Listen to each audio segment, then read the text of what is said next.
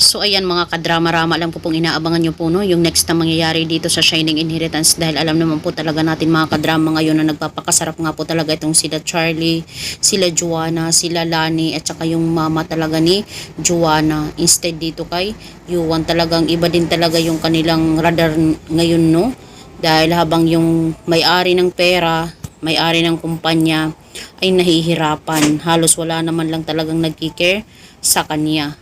Pero itong si Yuan, talagang nakitaan din natin yung kanyang aksyon na talagang mayroon talaga siyang pag-care dito kay Lola Oria, at talong-lalo na talaga itong si Ina na talagang nagpapanggap na nga lang no, para talaga makapunta lang doon kay Lola Oria, mag-uusap sila.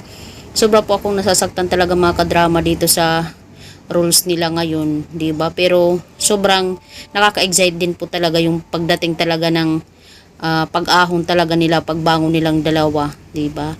At dahil nga po talaga dito mga kadrama, possible talaga itong si Lola Oria ay talagang humiling nga po talaga dito kay Yuan na magtulungan talaga sila ni Ina para mabawi yung kumpanya dito kay Tito Charlie niya. Hoping nga po talaga ay maniwala itong si Yuan dito kay Lola Oria niya, dahil alam naman po natin na may concern siya dito kay Lola Oria, at ayaw niya naman talaga na mapunta lang talaga yung kanilang pera kung kani-kanino, at lalong-lalong na talaga dito kay Charlie at saka kay Lani na kung saan ay ginagamit lang sila, 'di ba?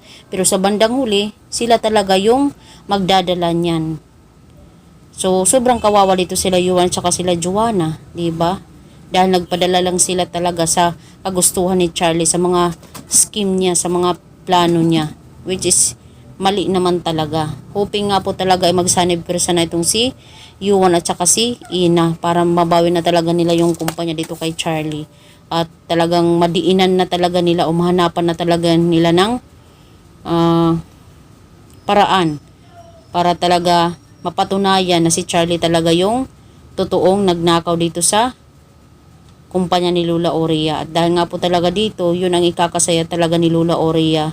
At sobrang nakaka-happy lang din mga kadrama na yung drama na pinapakita dito, kasi itong si Ina talagang binigyan niya ng pag-asa itong si Lola Oria na lumaban ka, maging matatag ka, 'di ba? Kasi nagpromise naman talaga si Ina sa kanya na gagawin niya ang lahat, at pag napatunayan niya na hindi siya inaasikaso, talagang irereklamo talaga siya ni Ina.